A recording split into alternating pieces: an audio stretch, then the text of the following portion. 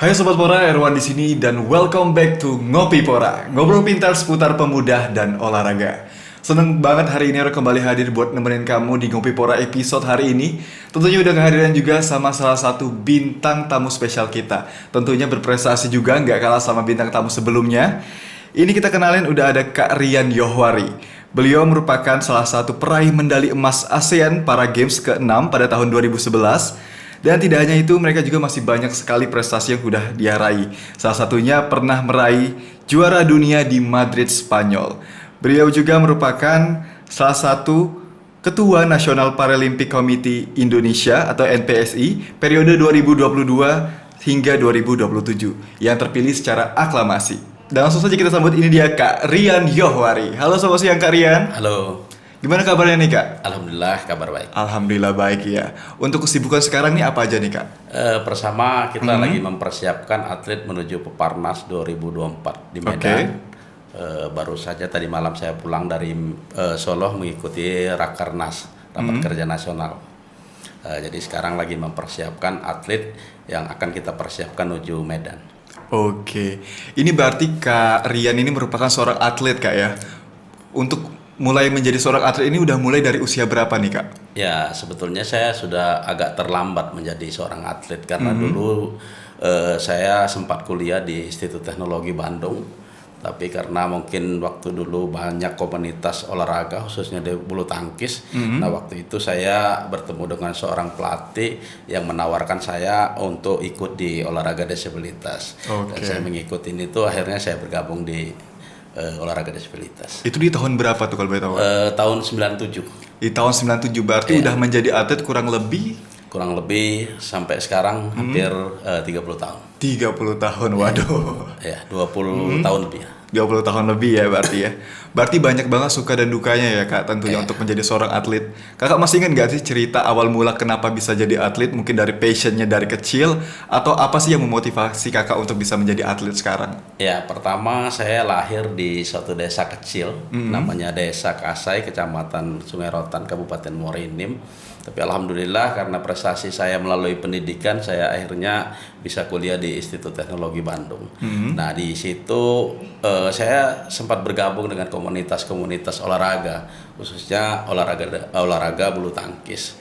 Dan di situ saya melihat bahwa antara pendidikan dan olahraga itu sangat berbeda. Di pendidikan orang disabilitas itu masih ada perbedaan-perbedaan, tetapi di olahraga tidak ada perbedaan antara disabilitas dengan orang-orang umum, biasa sama saja.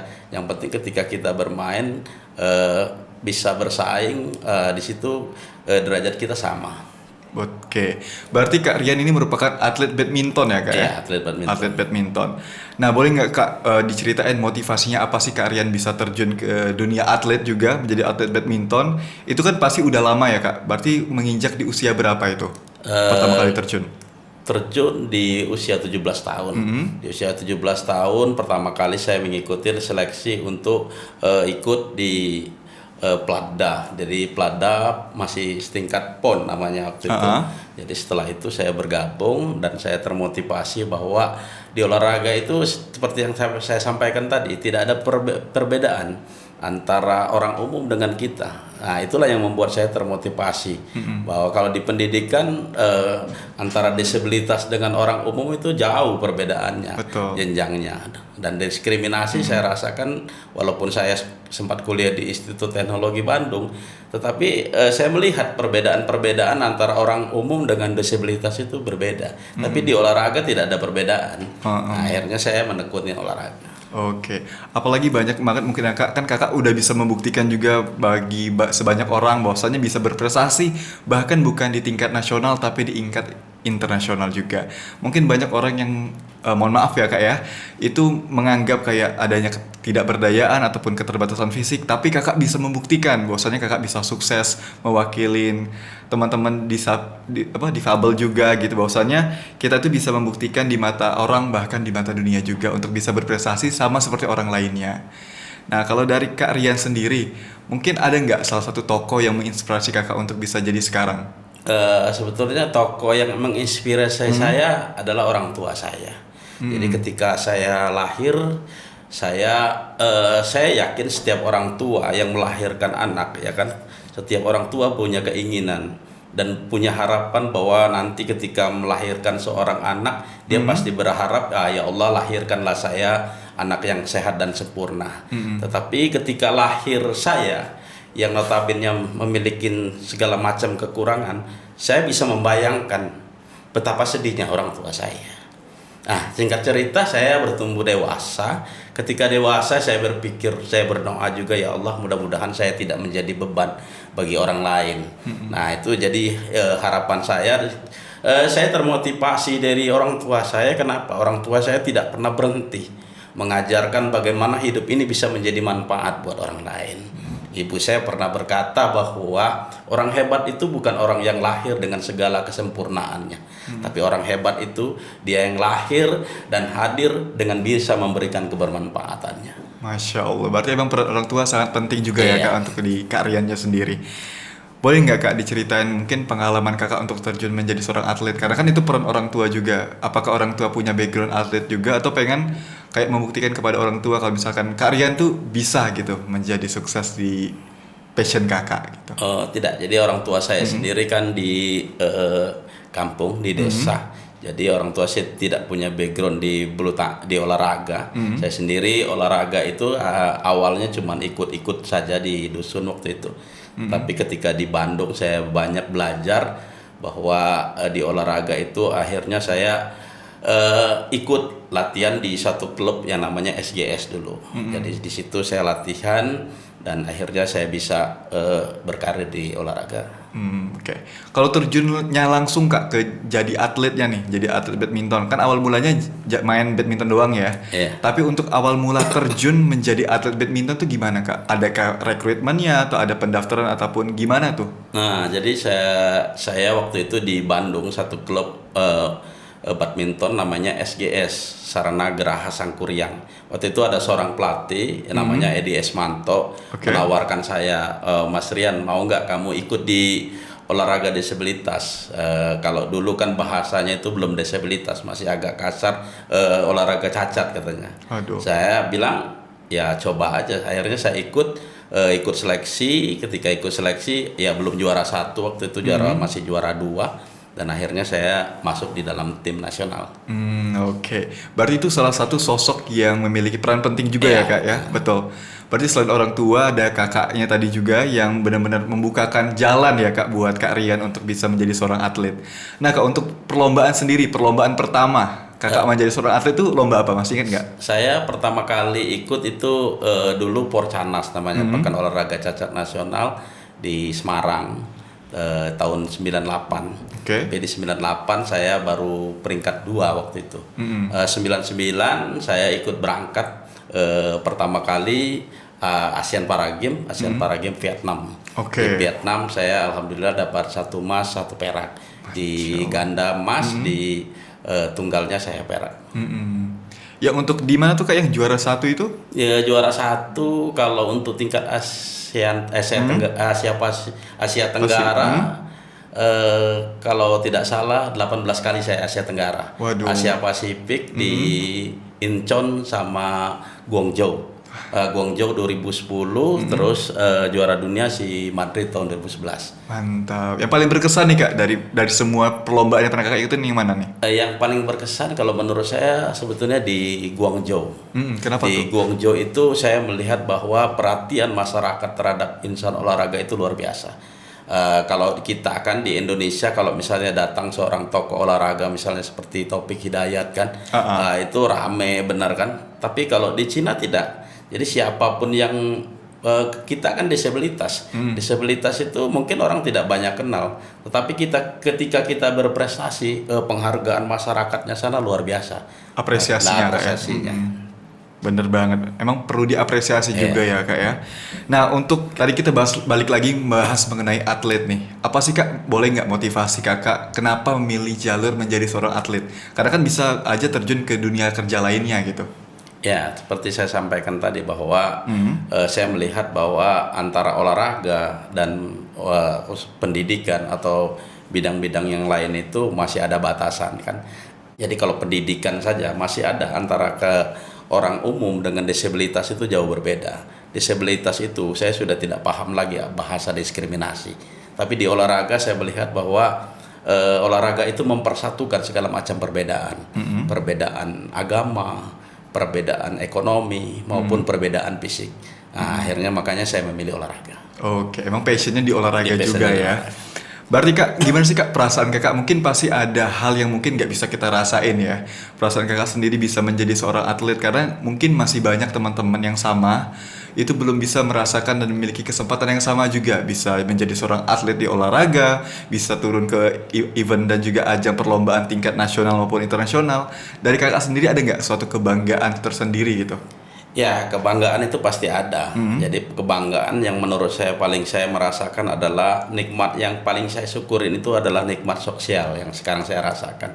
Bahwa saya dari lahir dari disabilitas, dari desa, tetapi karena prestasi-prestasi kan alhamdulillah kita dikenal tidak hanya di Sumatera Selatan maupun di internasional juga kita dikenal. Nah, itu menurut saya kebanggaan yang paling tinggi, penghargaan yang paling tinggi adalah kepercayaan.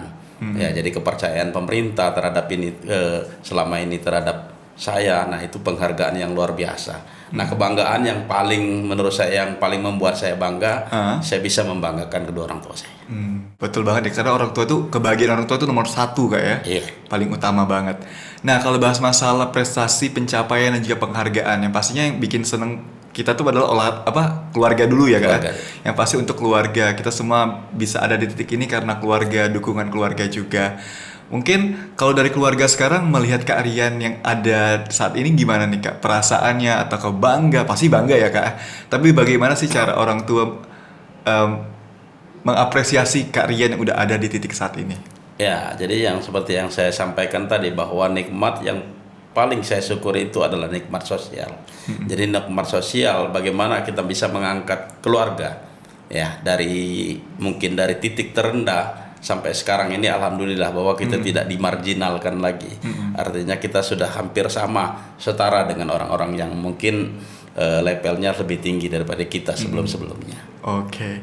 Nah, kalau untuk masalah prestasi nih Kak, pasti prestasi banyak banget ya Kak ya, yang belum kita bahas sebelum-sebelumnya. Dari prestasi-prestasi Kakak tingkat nasional sampai internasional itu ada berapa sih Kak? Masih ingat nggak Kakak? Kalau nasional sih nggak begitu banyak karena eventnya kan mulai dari tahun 2009 itu hanya olahraga 4 tahunan nasional kan.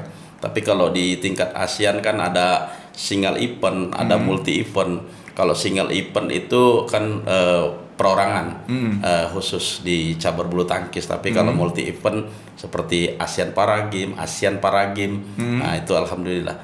Saya mengikuti dari tahun 99 alhamdulillah sampai tahun 2011 saya memutuskan untuk tidak lagi terjun. Alhamdulillah setiap tahun saya dapat prestasi.